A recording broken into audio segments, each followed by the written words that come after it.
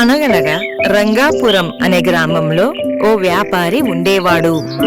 ఆ వ్యాపారి దగ్గర ఆవులు, ఎద్దులు ఉండేవి. వ్యాపారి దగ్గర ఉన్న ఆవులలో అన్నింటికంటే రాముడు అనే ఆవు చాలా ఇష్టం. అలాంటి రాముడు ఒకరోజు ప్రమాదవశాత్తు జారిపడి దానికి కాలు ఇరుగుతుంది.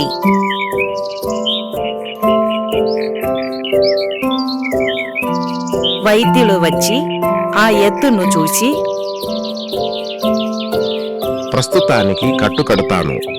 కాలుకు కట్టు కట్టి ఈ కాలు అతుక్కోదు అని చెబుతాడు. రోజులు గడుస్తూ ఉన్నాయి.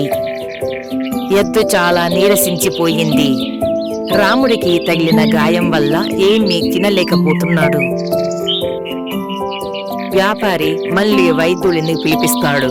వైద్యుడు వచ్చి రాముడిని పరీక్షించి చూసి, ఈ రాముడు ఏమీ తినకుండా ఇలాగే ఉంటే బ్రతకడం కష్టం అని చెబుతాడు.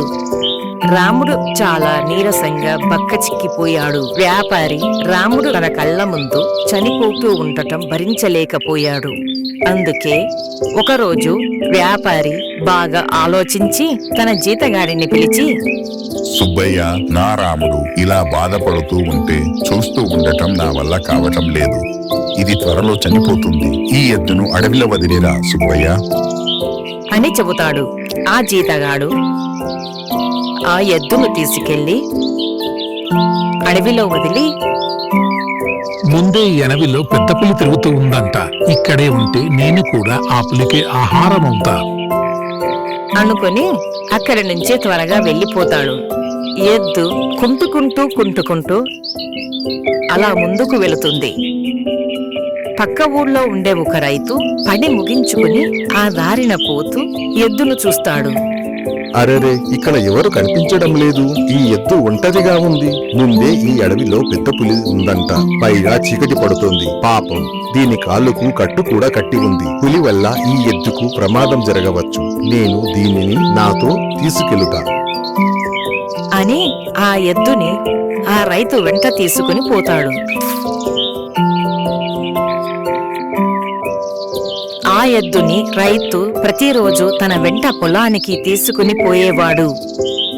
వచ్చిపోయే దారిలో ఎద్దు వివిధ రకాలైన చెట్లను తింటూ ఉండేది. పొలంలో కూడా రకరకాల చెట్లను తినేది. ఈ విధంగా ఎద్దు ప్రతిరోజు తినటం మూలంగా కాలుకు తగిలిన గాయం మానింది మరియు మంచి పుష్టిగా తయారైంది. ఒకరోజు రైతు మరియు ఎద్దు పొలం నుండి తిరిగి వస్తూ ఉండగా వారికి ఎదురుగా పులి వస్తుంది. రైతు భయంతో వణికిపోతాడు. పులి ఆ రైతు మీదకి రాబోతూ ఉండగా ఎద్దు చూసి, వామ్మో, పులి అది రైతు దగ్గరికి వస్తూ ఉంది. ఇప్పుడెలా? ఈ రైతు నా మీద జాలి చూపి నన్ను ఆదుకున్నాడు. అంతేకాక నన్ను ఇక్కడికి తీసుకువచ్చి నా ప్రాణాలు కాపాడాడు. నన్ను సొంత మనిషిలాగా చూసుకుంటున్నాడు. నా ప్రాణాలు కాపాడిన ఈ రైతుకు బదులుగా నేను ఈ పులికి ఇప్పుడు ఆహారం అవుతా అనుకుని ఏమాత్రం ఆలస్యం చేయకుండా తన శక్తినంతా కూడగట్టుకుని పులిని తన 2 కొమ్ములతో పైకెత్తి పాడేస్తుంది. పులి భయపడి అక్కడి నుంచి పారిపోతుంది. రైతు ఆశ్చర్యపోతాడు. ఒక్కసారిగా ఎద్దుని హత్తుకుని ఏడుస్తాడు. ఈ విషయం తెలుసుకున్న గ్రామస్తులు ఆ ఎద్దును ఎంతగానో పొగుడుతారు. అప్పటి నుంచి ఆ ఎద్దును భీముడు అని పిలవటం మొదలు పెడతారు. మనం ఎవరికైనా ఒక చిన్న సహాయం చేసినా అది మనకు తిరిగి రెట్టింపుగా ఏదో ఒక రూపంలో లభిస్తుంది. కాబట్టి ప్రతి ఒక్కరికి మనం చేతనైనంత సహాయం చేస్తూ ఉండాలి. ఏదో ఒక రోజు మనకు మంచి జరుగుతుంది. మరిన్ని కథల కోసము సబ్స్క్రైబ్ బటన్ నొక్కండి. లైక్ చేయండి, బెల్ బటన్ నొక్కండి.